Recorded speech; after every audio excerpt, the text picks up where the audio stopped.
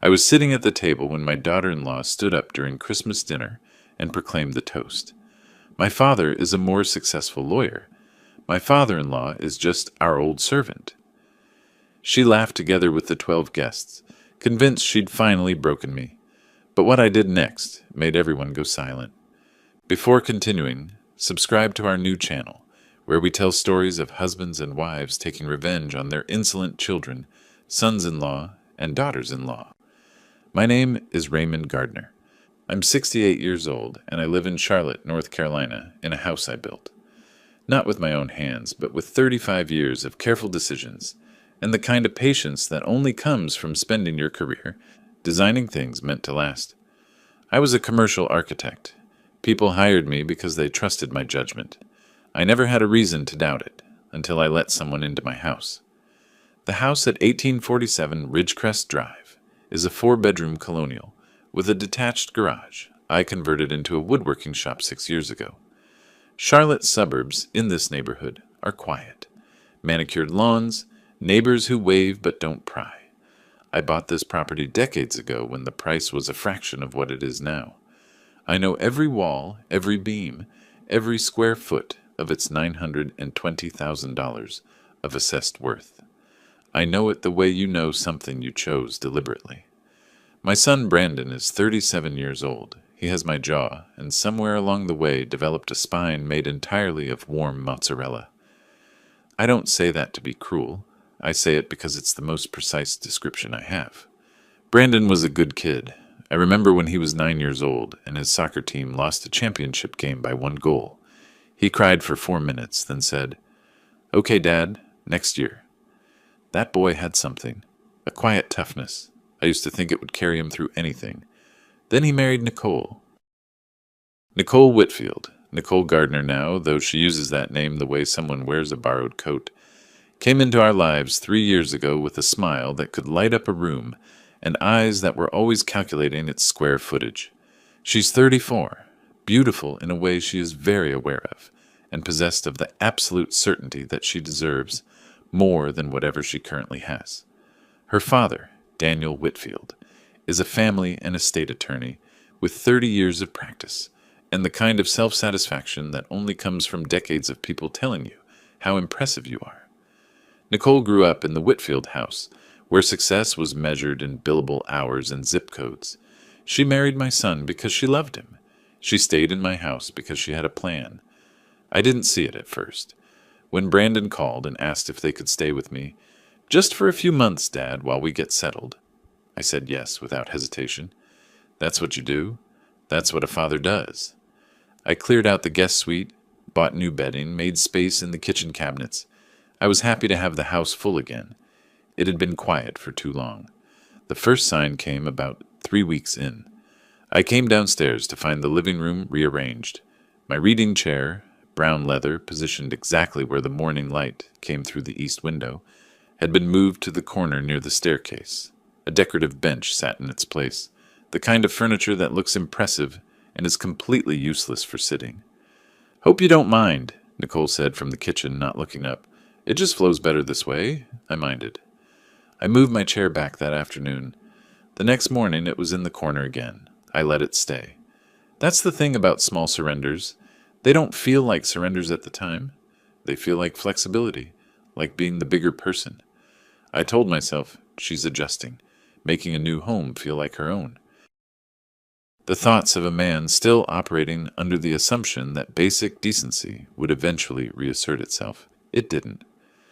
Over the following months, Nicole settled into the house the way a new owner would. She replaced the kitchen towels. Mine were apparently too old. She reorganized the pantry for efficiency, which meant I spent 3 weeks unable to find the coffee filters. She had opinions about the thermostat, about the porch light, about which guest bathroom guests should use. And she had a particular gift for discussing these opinions with other people while I was in the room, as though I were a piece of furniture that might overhear but couldn't possibly object. One afternoon in September, I came home from a walk to find my magazines stacked on the recycling bin. Architectural Digest, a legal commentary journal I'd subscribed to for 8 years. 3 issues of fine woodworking I hadn't finished. Nicole was in the kitchen making tea. Those were mine, I said. They were cluttering the side table, she said pleasantly. The current issues are on the shelf. They were all current issues. She looked at me with that patient expression she reserved for moments when she felt I was missing the point. Raymond, I just think the common areas should stay tidy. You have your workshop if you need space for your things. My workshop, in my garage, in my house. Yes. Thank you for that, Nicole. Brandon was in the doorway.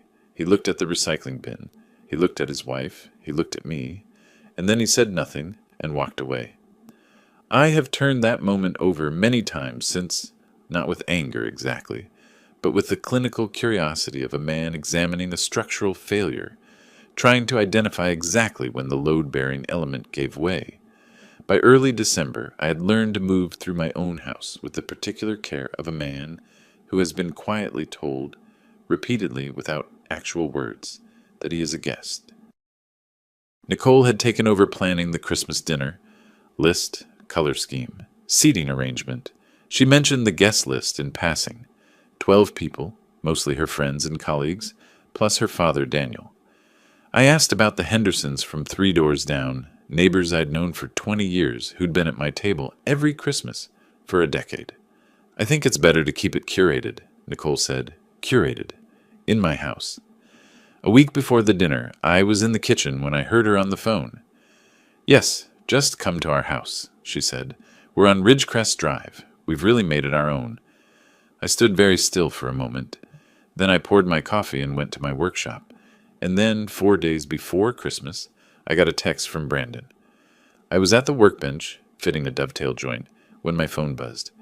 Dad, Nikki's asking if you could just help with the table setting and maybe stay in the background during dinner. She wants it to flow. Don't want any awkwardness. Thanks. I set the phone down on the bench. I looked at the piece of oak I'd been working on. A picture frame, simple design, clean lines. I picked up the chisel. I kept working. I didn't reply, but I was thinking. For the first time in 3 years, I was really, truly thinking. I didn't sleep much that night, not because I was upset, or not only because of that, but because once a certain kind of thinking starts, it doesn't stop until it's finished. I lay in bed with the ceiling above me and began systematically to inventory the last 3 years. The furniture, the magazines, the neighbors not invited, the phone call about our house, the text from my son asking me to stay in the background at a dinner table I had owned since before he could drive. And then I remembered something else, something I had pushed aside 6 months ago because I hadn't wanted to examine it too closely. It was a Sunday in June. Nicole had come into my study, knocked, which was unusual, holding a folder. She was pleasant that day, warm even. She said Daniel had been helping them think through some family financial planning, and there was just one document she needed me to sign. Something to do with the homeowner's insurance policy, she said.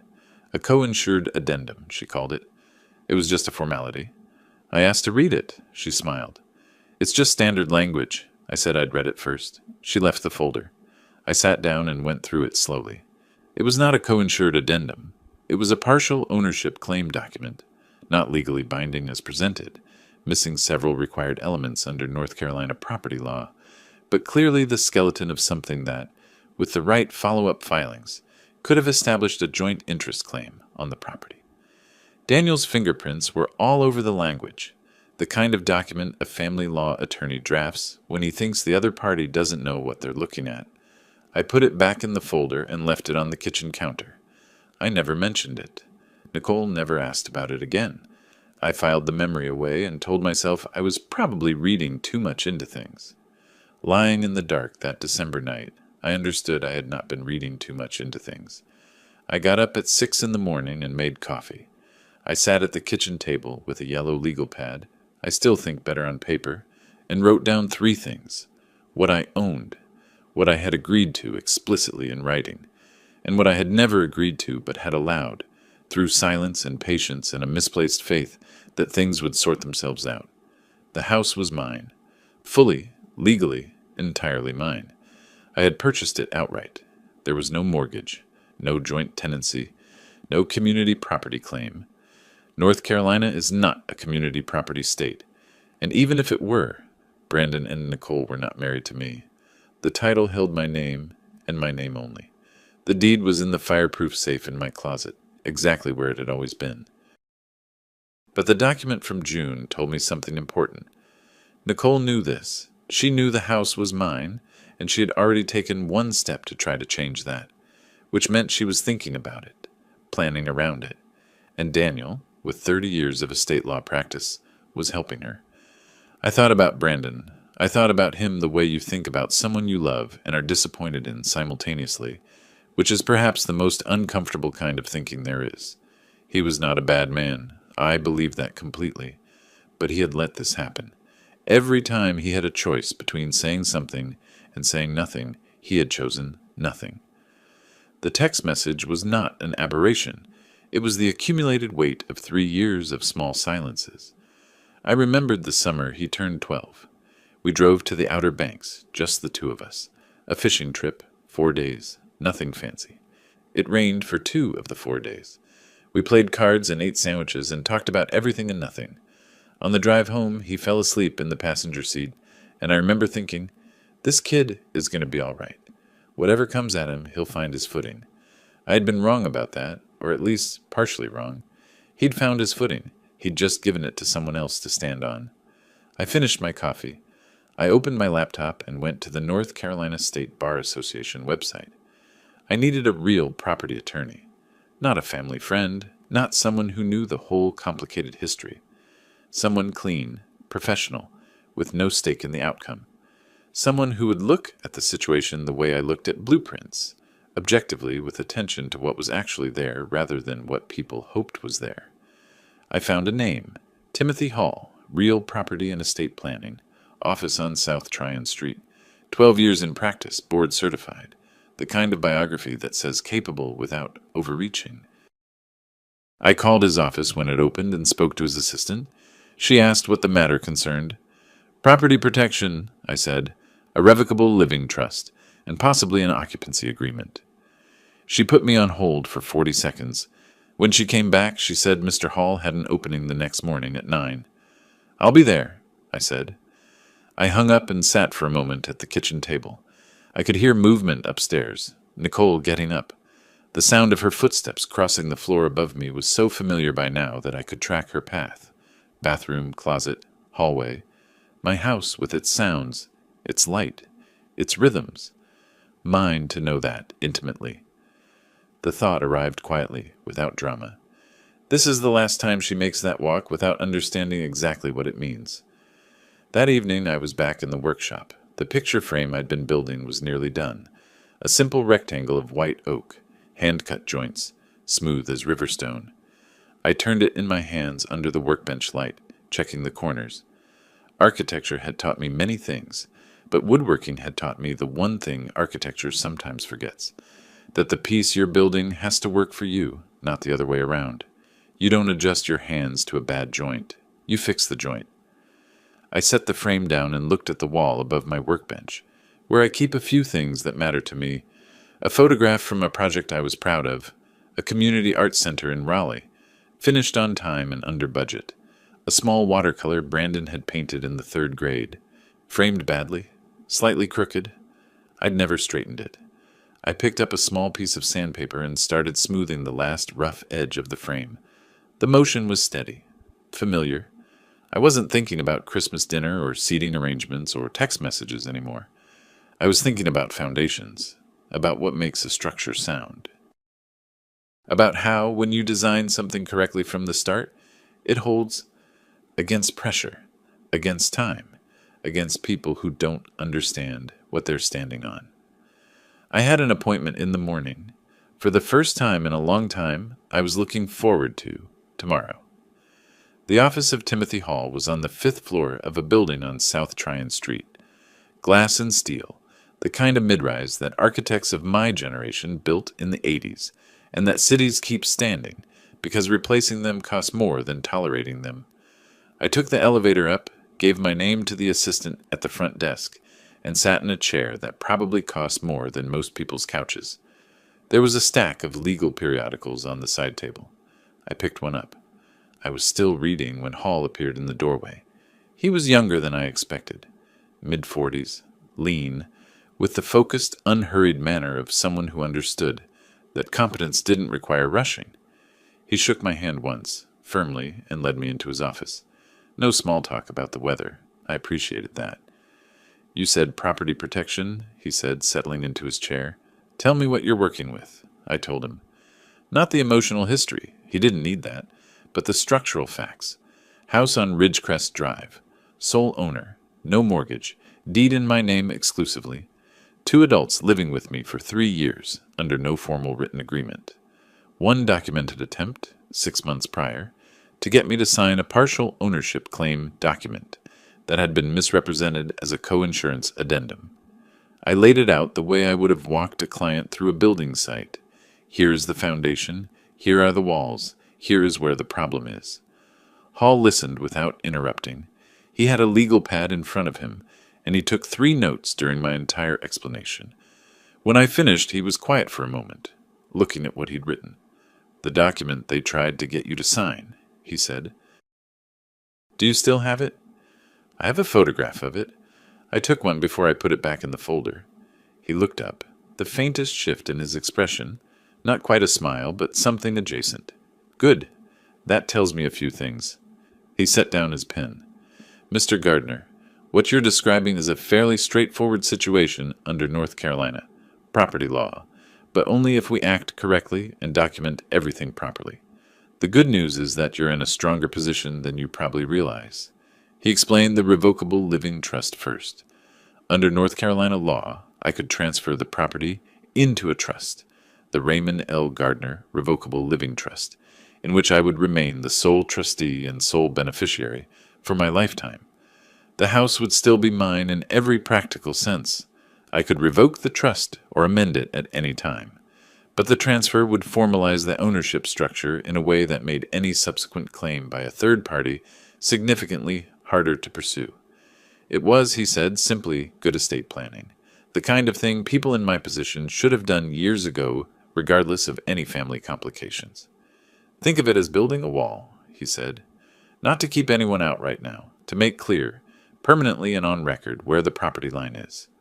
I told him I understood property lines. Then he explained the right of occupancy agreement, a formal document signed by me as the sole property owner, granting Brandon and Nicole Gardner permission to reside at 1847 Ridgecrest Drive on a month-to-month basis, terminable with 60 days written notice as provided under North Carolina General Statute 4214. The agreement could be backdated to reflect the actual start of their residency 3 years ago, since that was, in fact, the accurate date, and would establish legally that their presence in the house had always been at my discretion and not by any right of ownership or tenancy protected under the state's eviction statutes. "If you serve proper notice under this agreement," Hall said, "and they don't vacate within the 60-day period, you have a clean legal basis for summary ejectment proceedings. No ambiguity. No argument about implied tenancy rights." "How long to prepare both documents?" "A week, possibly 10 days. I'll need a copy of the current deed and the photograph of that document they showed you." "I can have both to you this afternoon." He wrote a figure on the notepad, tore off the page, and slid it across the desk. $3,200 for the trust preparation, deed transfer filing with the Mecklenburg County Register of Deeds, and the occupancy agreement. I read the number, folded the paper, and put it in my jacket pocket. "One question," I said. "If someone with legal expertise, a family attorney, say 30 years of practice, were to review these documents after the fact and look for ways to challenge them, how would they hold up?" Hall's expression didn't change. A properly executed revocable living trust with a notarized deed transfer and a right of occupancy agreement with accurate dates and a sole owner's signature. He picked up his pen. "About as well as any document I prepare. Which is to say, very well." I stood and buttoned my jacket. Hall stood too. "One more thing," he said. "Do you want to sign after Christmas or before?" I picked up my coat from the chair beside me.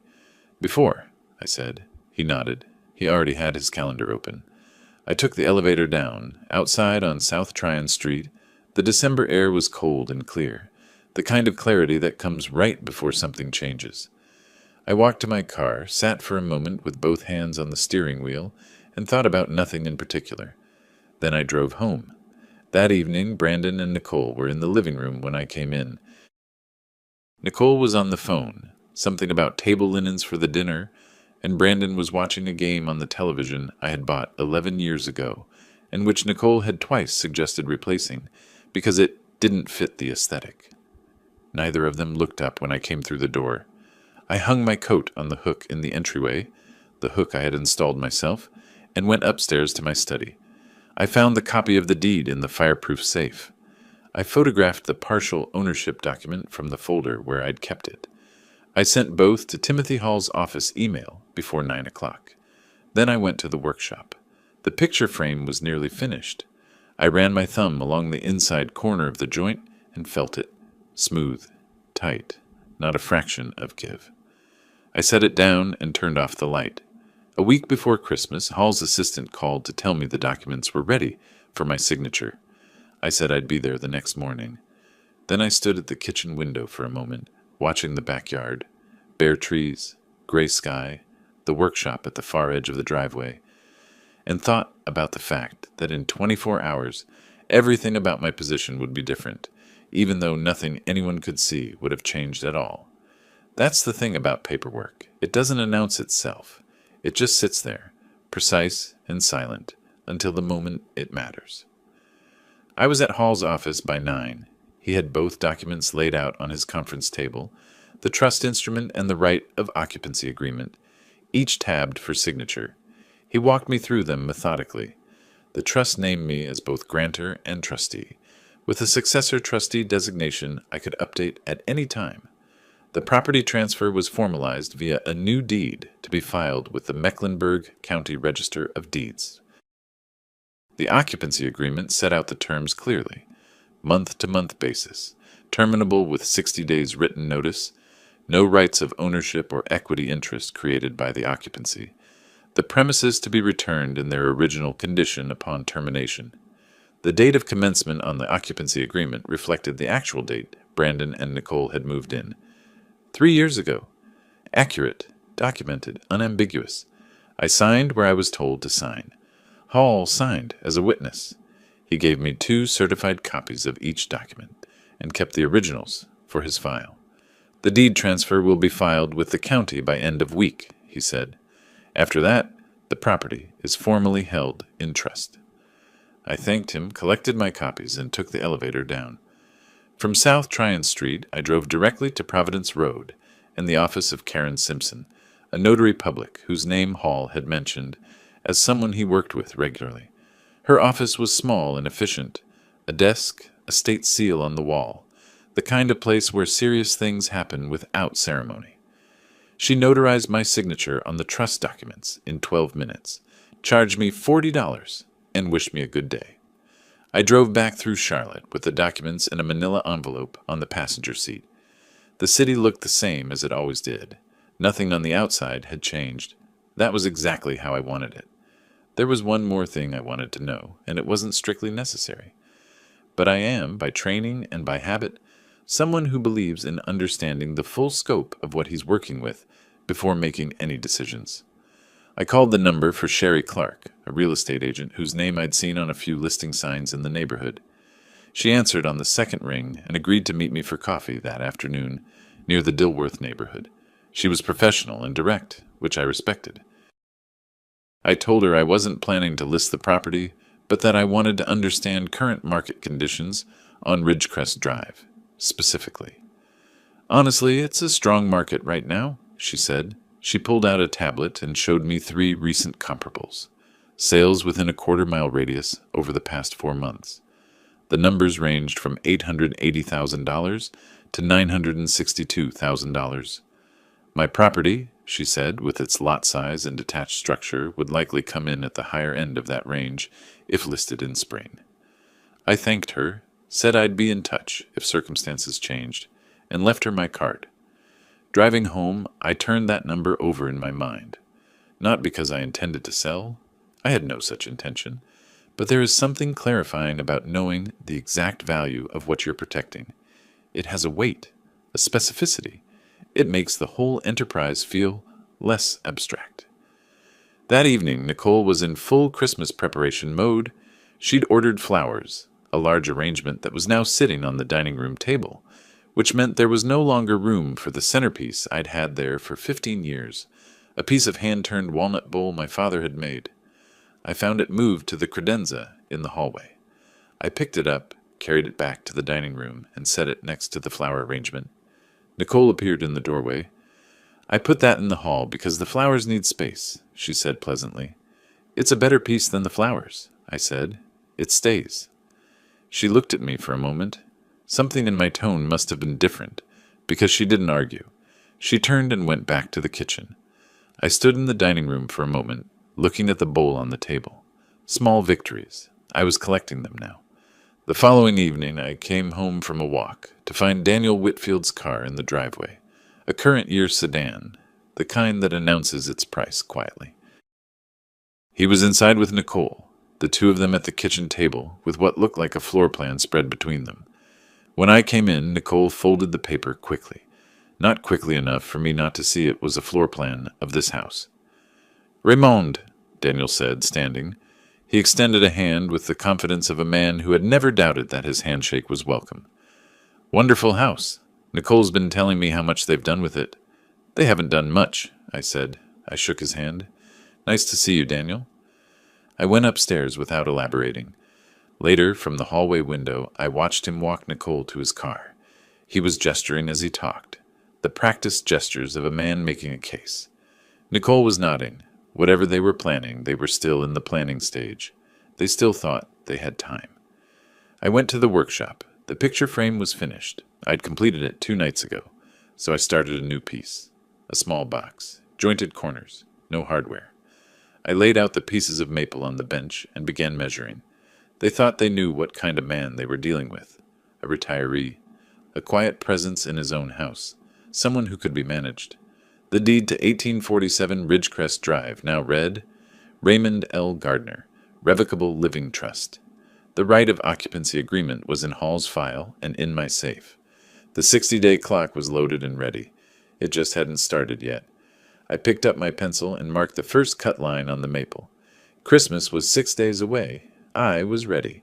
The table looked impressive, I'll give her that. Nicole had spent 3 days arranging it. The white linen, the candles, the centerpiece of winter greens and red berries she'd ordered from a florist on Providence Road. The walnut bowl my father made was back on the credenza in the hallway, moved again sometime that afternoon while I was in the workshop. I noticed it on my way to the dining room and didn't say anything. Some battles you save. 12 people settled into their seats around the table.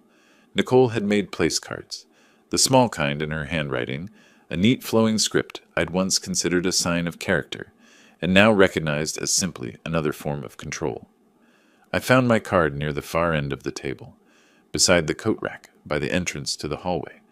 Not at the foot of the table, which would at least have been a position, just to the side, adjacent, like a piece of furniture pushed to the edge of the room to make space for a party.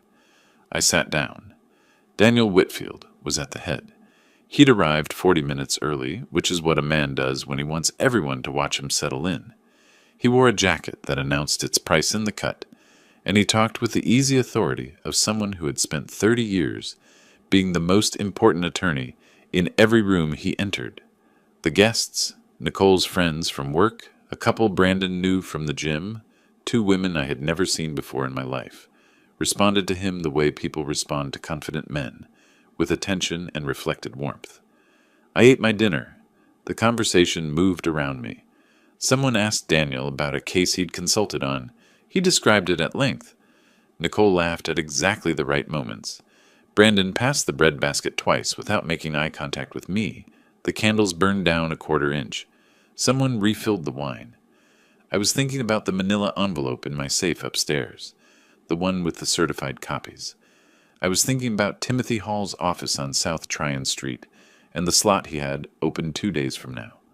I was thinking about what Hall had said about 60-day notice periods and summary ejectment proceedings, and how cleanly North Carolina General Statute 4214 laid out the rights of a property owner. I was thinking about All of this while the dinner went on around me, and no one at the table spoke to me for approximately 45 minutes. Then Nicole stood up. She picked up her wine glass, the good crystal from a set I'd bought years ago, and tapped the side of it with a fork. The table went quiet, with the pleasant anticipation that precedes a toast. People turned toward her. She smiled, and it was a good smile, I'll say that too. She had perfected it. "I just want to take a moment," she said, "to acknowledge some of the people at this table." She looked at her father at the head. "My father, Daniel Whitfield, the most successful attorney in Charlotte, a man who built everything he has through talent and hard work." She raised her glass. Daniel nodded with the modesty of a man who finds it unnecessary to argue with the truth. The table raised their glasses. Nicole let that moment breathe. Then she turned her gaze along the table toward me, and there was a shift in her smile, something that crossed the line from playful to deliberate. "And my father-in-law, Raymond," she said, "who is just our old servant. He keeps the house running for us." She laughed. It was a light, bright laugh, the kind that invites a room to join in. "We really couldn't manage without him." Several people laughed. The ones who didn't know me, most of them, laughed without hesitation because the tone invited it, and they were following cues. One woman I didn't recognize looked uncertain for half a second. Brandon's eyes went to the tablecloth. Daniel Whitfield raised his glass toward his daughter and smiled. I didn't move. I looked at Nicole for 5 seconds. Not at the room, not at Brandon, not at Daniel. At Nicole. She held my gaze with the confidence of someone who has just said the thing she has wanted to say for a long time and believes there will be no consequences. Then I said, quietly, without raising my voice, "The way you say something you mean for exactly one person to hear, even in a full room." "That's a good toast, Nicole. Remember this evening." She laughed again, louder this time. "I plan to," she said, and turned back to her guests. I picked up my fork. I finished what was on my plate. I folded my napkin, set it beside the dish, pushed back my chair, and stood. "Excuse me," I said to no one in particular. I walked out of the dining room and up the stairs. Behind me, the conversation resumed. A comment from Daniel, laughter from the table, Nicole's voice carrying over it all with the ease of a woman in her own home. I went to my bedroom and sat on the edge of the bed. My house, my table, my crystal, my walnut bowl on the credenza in the hallway, because there wasn't space for it in the room she had arranged. I sat for several minutes. I wasn't angry exactly. Anger is hot and imprecise. What I felt was the opposite. A cold, clear settling, like a level finally reading true after a long time slightly off. Everything was in order. The documents were signed. The trust was filed. The occupancy agreement was in Hall's file and in my safe. He had a slot open 2 days from now. I got up, went to the window, and looked out at the driveway. The workshop light was off. The neighborhood was quiet. I went to bed. I slept better than I had in months. I was awake before 6:30. I made coffee, stood at the kitchen window, and looked at the backyard, while the house was still quiet. The Christmas tree was still lit in the corner of the living room.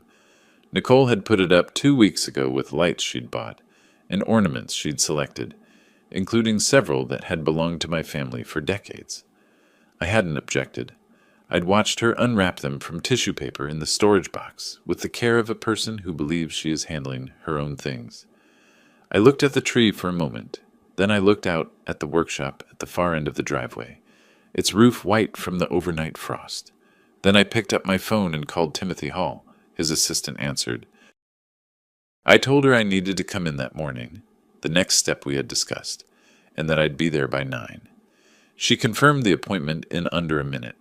I finished my coffee. I dressed, came back downstairs, put on my coat, picked up my keys, and left. Hall met me at the conference room door. The notice of termination of occupancy was already on the table. 2 pages. I read through them the way I read every document, from the beginning, every line. The notice identified the property at 1847 Ridgecrest Drive, named Brandon James Gardner and Nicole Ann Gardner as the occupants, referenced the right of occupancy agreement by its execution date, and provided formal notice of termination effective 60 days from the date of service. Under the agreement's terms in North Carolina, General Statute 4214, No reason was required. No negotiation was implied. 60 days. Last day of February. Vacate the premises. I signed where Hall indicated. He countersigned as attorney of record. His assistant prepared 2 certified mailing envelopes and a set of copies for in-person delivery with signature receipt. How do you want these served? Hall asked. In person, I said. This afternoon, I want a signature. He arranged it. I wrote a check for $850. Preparation and service coordination. Thanked him, collected my copies, and drove home. The drive back took 22 minutes. I kept the radio off. I had nothing I needed to think through anymore. The thinking was done. The documents were signed. The next steps were in motion. What I had now was simply the particular quiet of a man who has finished a long piece of work correctly. When I arrived, Nicole's car was in the driveway. I went inside, hung up my coat, went to the kitchen. She was at the counter with a coffee mug and her phone, still in her robe. She looked up briefly. You were up early, she said. Errands, I said. I poured a second coffee and sat at the kitchen table. She went back to her phone. I read through my certified copies one more time. Slowly, the way you read something you want to be completely certain you have right. The language was clean. The dates were accurate. The statute references were correct. 60 days from today's date. Last day of February. Vacate the premises in their original condition. I folded the copies and went upstairs to the safe. At 2:15, the doorbell rang. I was in the study. I heard Nicole's footsteps cross the hallway. I heard the door open. The brief, professional exchange of Hall's assistant's voice and Nicole's uncertain response. Then silence. Then the door closing. I waited. 30 seconds. A minute. Nicole appeared in the doorway of the study. She was holding a large manila envelope with her name printed on the label. Nicole Ann Gardner, 1847 Ridgecrest Drive. And below it, in clear block letters, official legal notice. She was looking at me. Her face had done something interesting.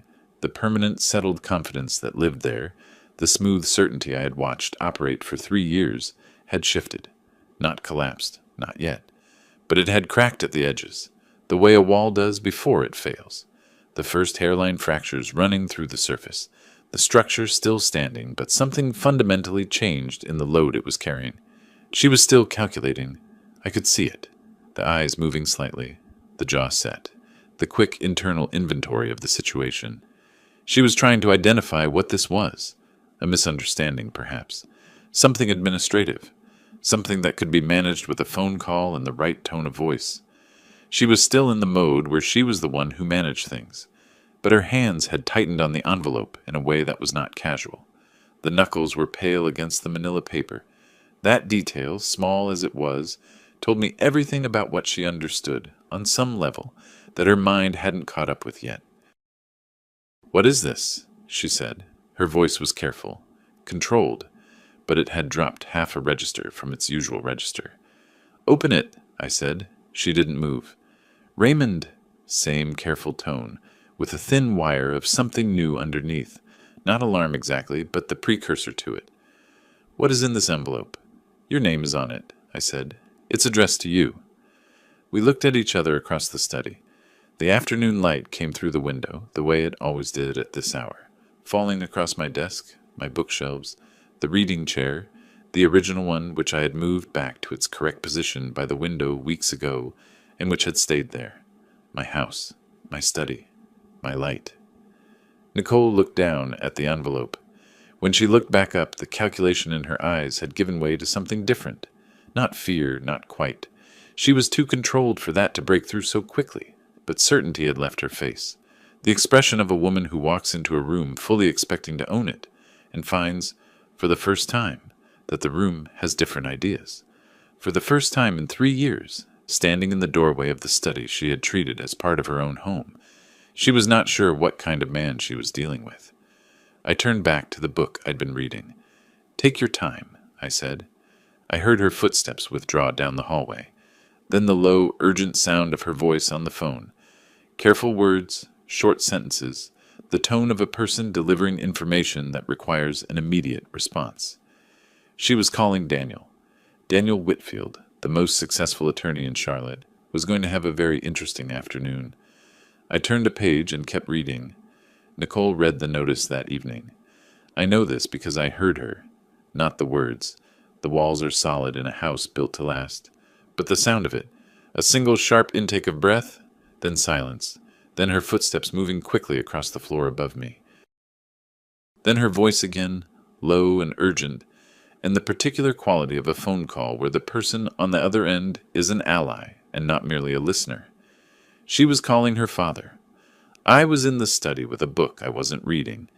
I had made tea, which I don't particularly like, because making tea gives you something to do with your hands during the kind of evening that requires patience more than action.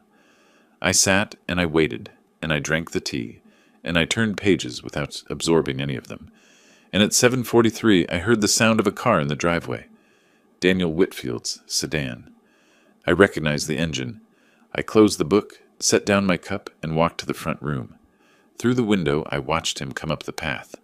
Jacket, no tie, moving with the purposeful stride of a man who has been told there is a problem and has decided he is the solution. He rang the bell.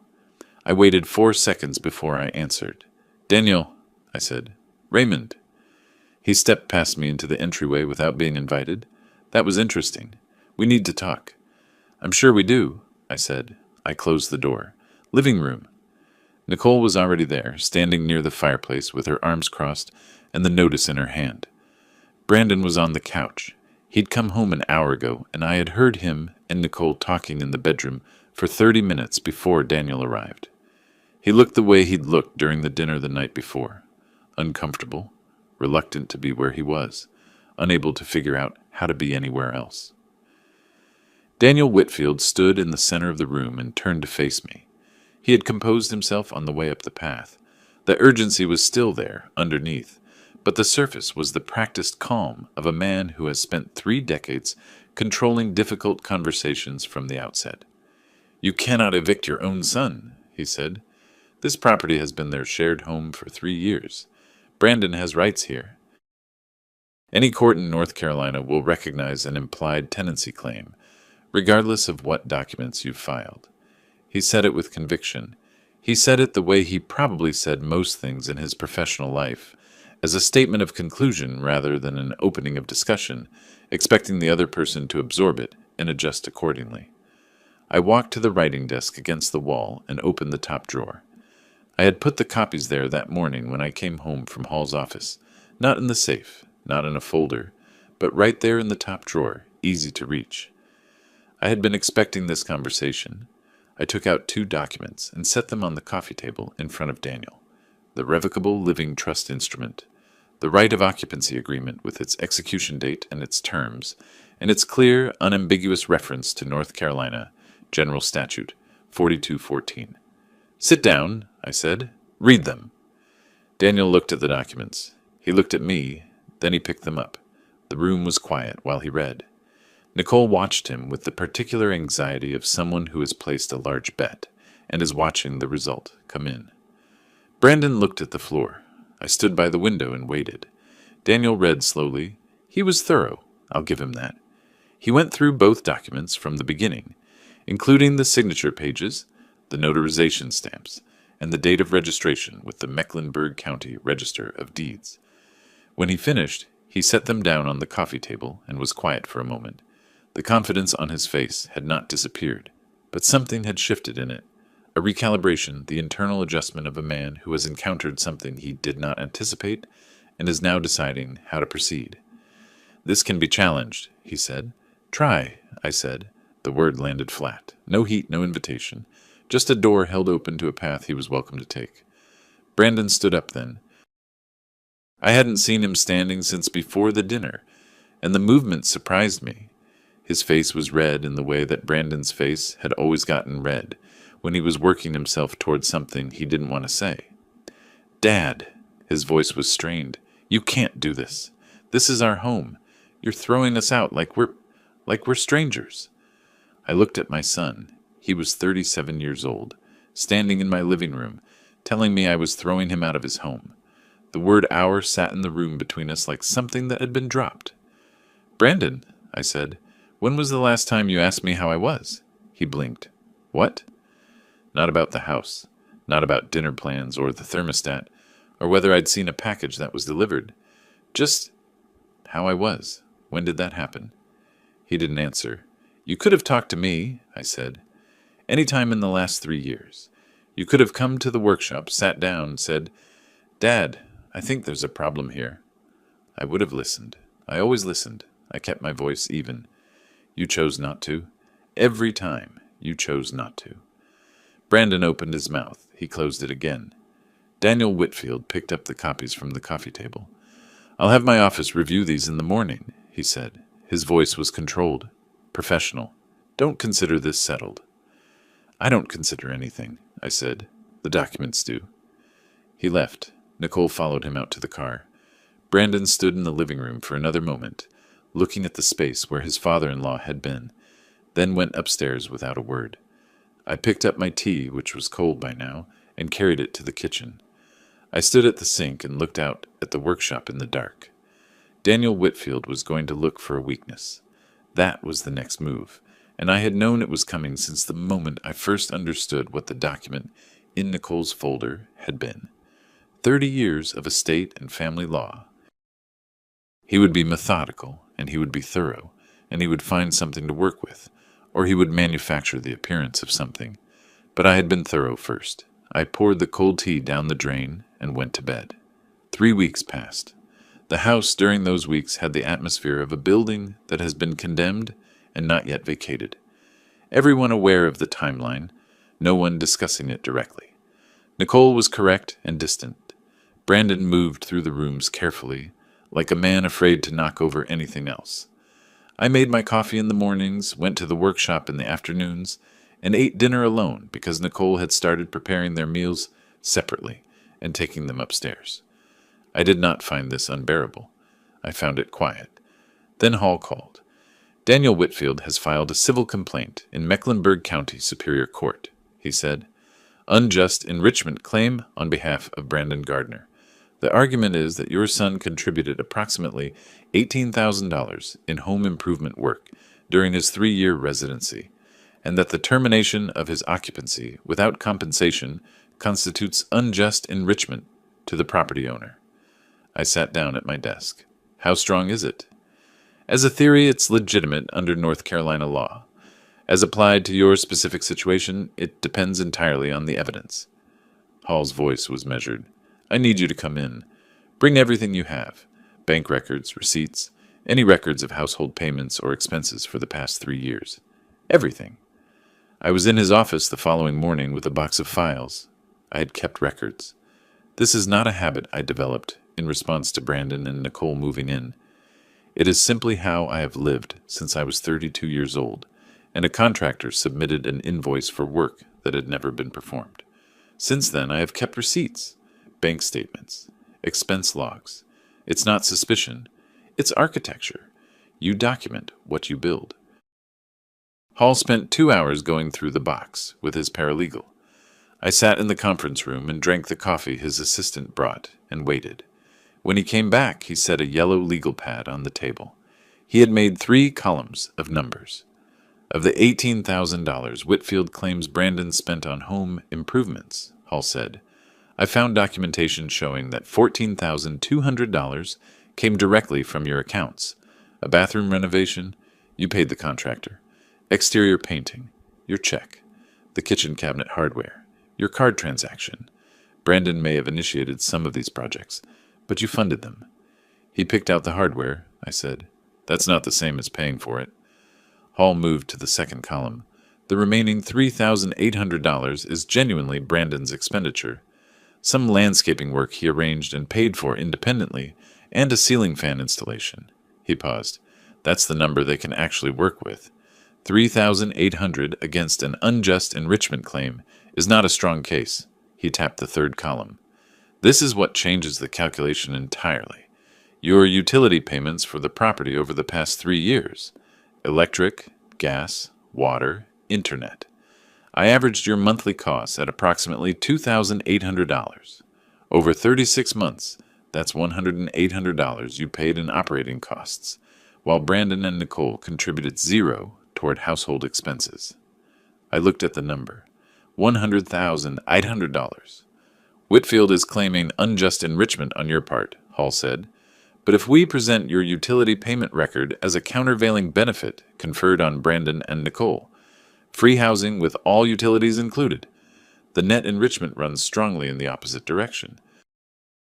The judge will see a man who received 3 years of rent-free, utility-free accommodation and is now claiming compensation for interior improvements that were largely funded by the property owner.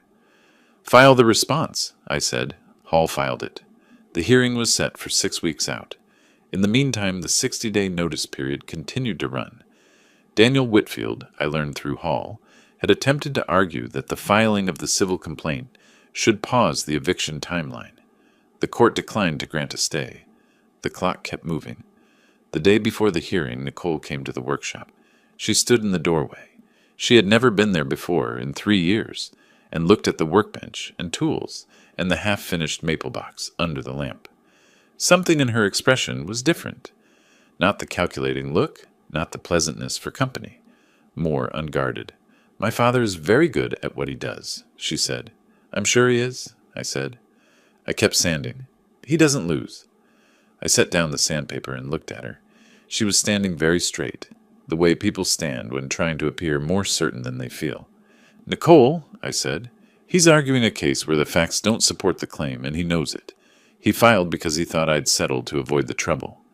I picked the sandpaper back up. I don't settle to avoid trouble. I document, and I wait. She looked at me for a moment, then she walked back to the house.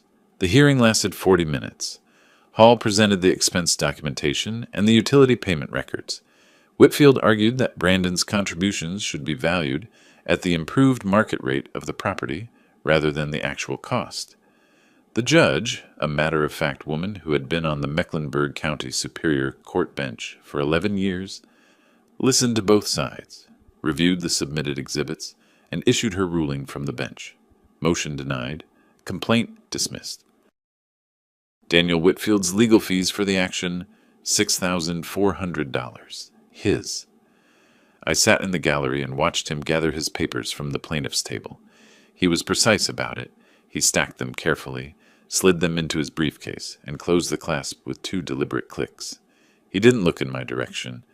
Nicole, who had been sitting 2 rows ahead of me, stood and turned.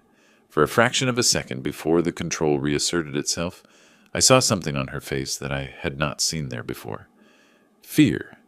Not of me, exactly. Of the situation. Of the ground she had assumed was stable, proving to be something else entirely. The expression lasted perhaps 2 seconds before she put her face back in order and walked out of the courtroom behind her father. I sat for a moment in the now empty gallery. The courtroom was quiet. The afternoon light came through the high windows at an angle that reminded me, for no reason in particular, of the light in a building I had designed a long time ago. A public library in Concord, finished on time, still standing. I picked up my jacket and walked out. The morning of the deadline arrived the way most consequential mornings do. Quietly, without announcement, looking exactly like any other day. I was up at 6. I made coffee, stood at the kitchen window, and watched the light come up over the backyard. The workshop roof had a thin skin of frost on it. The neighborhood was still. I had slept well, which I noted without surprise. I had been sleeping well for weeks. By 7:30, Brandon and Nicole had begun moving things downstairs. I stayed out of the way. I took my coffee to the study, sat at my desk, and opened the book I'd been working through. A history of American property law that I had started partly out of professional curiosity, and partly because Timothy Hall had mentioned it during our first meeting, and I had been meaning to read it for years. I read for 2 hours. I heard the sound of boxes being carried, furniture being shifted, the low exchange of voices from the floor below. At 10, I went to the kitchen to pour a second cup. Nicole was standing at the counter with her back to me, wrapping something in newspaper, the set of cocktail glasses I had bought for the house before she and Brandon moved in. I stopped in the doorway. "Those aren't yours," I said. She turned. Her expression was the one she'd been wearing since the court ruling, controlled, but thinner than it used to be, the pleasantness stripped away to something more functional and less convincing. "Brandon said they were ours. she said. Brandon was mistaken, I said. I crossed to the counter and took the glasses from the newspaper without raising my voice. The glasses stay. She looked at me for a moment. Then she picked up a different box and walked out of the kitchen. I put the glasses back in the cabinet where they had always been. At noon, I walked through the house with my phone and photographed every room. The walls where the 2 oil paintings had hung, a pair of Charlotte landscapes I'd given Brandon for his 30th birthday, were bare. I noted this. I photographed the empty spaces in the walls and the kitchen where the standing mixer that had been mine since before they arrived was also gone. I went to the garage and confirmed that the spare key to the workshop lock was missing from the hook beside the door. I called Hall from the driveway while Brandon was loading the last boxes into the moving van they'd rented. 3 items, I said.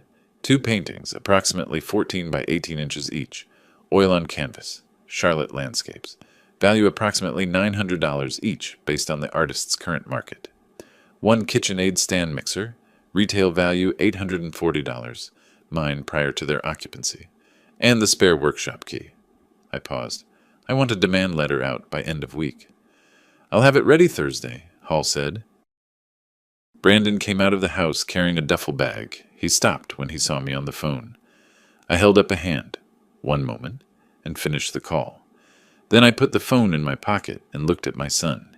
He looked the way he'd looked at 18, the summer he'd crashed my car and come to tell me about it. Braced for impact, carrying the weight of something he knew was coming and couldn't stop. He was 37 years old, and he looked exactly the same. "Dad," he said, "the paintings were mine. You gave them to me." "I gave them to you," I said. "Not to your household. Not to Nicole. To you. If they're going to live somewhere other than this house, I want to be asked first." He was quiet for a moment. "She took them," he said finally. His voice was flat. "I didn't ask her to." I looked at him. He meant it, I could tell. That was the particular exhaustion of a man who has spent 3 years in a marriage where things happened around him that he hadn't asked for and hadn't stopped. "Then make sure they come back," I said, "with everything else." He nodded once. He put the duffel in the van. Nicole came out of the front door with the last box, walked past me without speaking, and got into the passenger seat without looking back at the house. The van pulled out of the driveway. I stood on the front path and watched it go. Then I went inside, walked through every room 1 more time, and unlocked the workshop with my primary key. A week later, Hall sent the demand letter, the value of the items, 2 paintings at $900 each, 1 mixer at $840, plus the workshop key replacement cost. Total, $2,740. Return the property within 14 days or remit the full amount. The paintings came back within a week, delivered by Brandon in his own car, wrapped in the same newspaper Nicole had been using when she tried to take the cocktail glasses. He set them down in the entryway without coming inside. The mixer did not come back. I filed in small claims court. The filing fee was $65. The hearing was scheduled 5 weeks out. Nicole did not appear. She sent a written response claiming the mixer had been a household gift. The judge, a patient man who had heard a great many variations on this argument, reviewed the documentation I submitted, the original purchase receipt from 6 years ago, in my name, predating Brandon and Nicole's residency by 3 years. He ruled in my favor. $2,740 plus $180 in court costs. I deposited the check when it arrived. I didn't celebrate. I filed the receipt in the folder with the other documents and put it back in the safe. That evening, my phone rang. I looked at the screen. "Brandon," I answered. "Dad." His voice was careful, the way it had been the night he stood in the living room, and I asked him when he'd last asked how I was. "I'm sorry, I should have handled things differently. A long time ago." I sat with that for a moment. "I know," I said. "The door isn't closed, Brandon, but the terms are mine now." He was quiet. "Yeah," he said. "Okay." We didn't say much more. We didn't need to. I hung up and sat in the study for a while, in the quiet of a house that was, for the first time in 3 years, entirely my own. Several months later, I met Brandon for lunch at a diner on Providence Road. We had been doing this every 2 weeks, neutral ground, no agenda, just coffee and whatever we felt like talking about. The first few meetings had been careful, measured. We were two people learning, again, how to be in the same room without the architecture of someone else's expectations between us. It took time. That was fine. I had learned, over a long career and a longer life, that the things worth building take time. That afternoon, Brandon told me about Nicole. She had filed for divorce 6 weeks after the court ruling, citing irreconcilable differences. The proceedings were underway. He wasn't asking me for sympathy, and I didn't offer any. I just listened the way you listen when someone is sorting through something difficult and needs the sorting more than they need an audience. Then he told me about her father. Daniel Whitfield's legal costs for the unjust enrichment claim had come to $6,400. His own money. Nicole wasn't in a position to cover it, and apparently she hadn't tried. Within the local legal community in Charlotte, the story had circulated. It was the kind of story that circulates. A 30-year estate attorney who took a case against a retired property owner and lost on the merits, cleanly, in open court. His colleagues knew. His clients asked questions. The reputation that had been built over decades, the one that Daniel had raised his daughter on, the one that had sat at the head of my Christmas table and accepted toasts to its own success, had developed a crack, not a collapse. Daniel Whitfield was still practicing, still billing, still the man in the room who made certain everyone knew what he'd accomplished. But a crack is a crack. A structure that has one is no longer the same structure. Brandon told me this without pleasure and without malice. He was simply reporting what he knew. I listened without comment. When lunch was over, I drove home. I turned onto Ridgecrest Drive and pulled into the driveway at 1847. I sat for a moment with the engine off, looking at the house. Colonial construction, 4 bedrooms, the detached garage at the end of the drive. The November light was flat and clear, the kind of light that shows you exactly what things are. I had designed dozens of buildings in my career, commercial structures mostly, office parks, community spaces, a library, a medical center. The ones I was proudest of were not the most complex or the most expensive. They were the ones that still stood exactly as designed 20 or 30 years later, because the foundation had been right and the materials had been honest, and no one had cut corners on the parts that couldn't be seen. This house was mine. The deed said Raymond L. Gardner, Revocable Living Trust. The documents were in order. The trust was sound. No one else's name was on any piece of paper that mattered.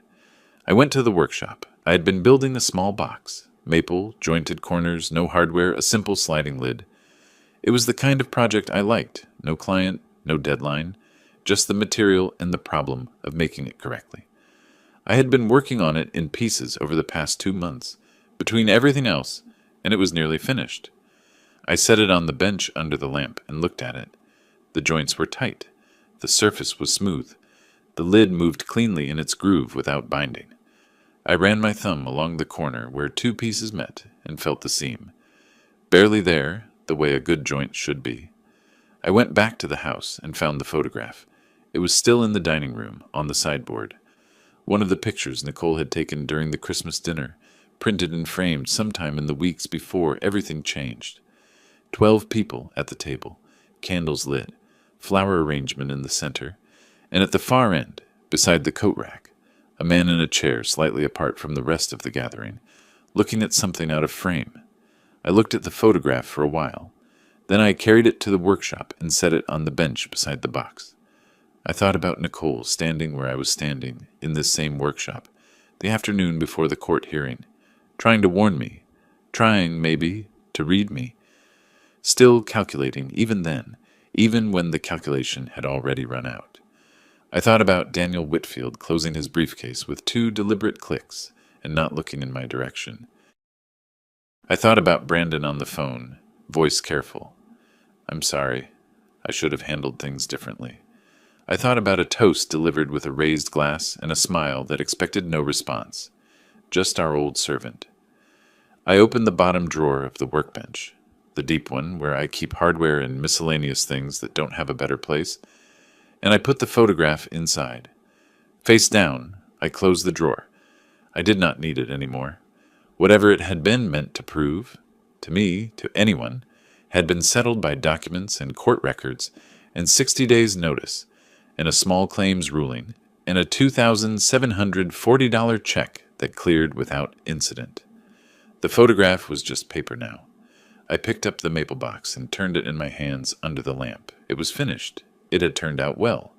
I crossed to the window and pushed it open. The November air came in, cold and clean, carrying the smell of the neighborhood, dead leaves, distant smoke, and underneath it all the particular dry scent of cut wood that had been part of this workshop since the day I built the bench. I set the box down, pulled up the stool, and sat by the open window. The house was quiet. The street was quiet. The trust document in the safe upstairs named me as sole trustee and sole beneficiary of the property at 1847 Ridgecrest Drive. The Mecklenburg County Register of Deeds had a record that would outlast anyone currently standing on this street. The documents were in order. I was 68 years old, retired, living in a house I had protected through patience and paperwork and the refusal to be managed. Not a servant, not a piece of furniture that could be moved to the corner when it wasn't needed. The owner, which is what I had always been, even when someone at my own table had raised a glass and said otherwise. The November air smelled like wood and something close to peace. I sat by the open window and let it come in. If you like this story, subscribe to our new channel and listen to several stories there. You will find a link to it in the collaboration or description of this video, or in the comments. Subscribe so you don't lose us, because this channel will soon cease to exist.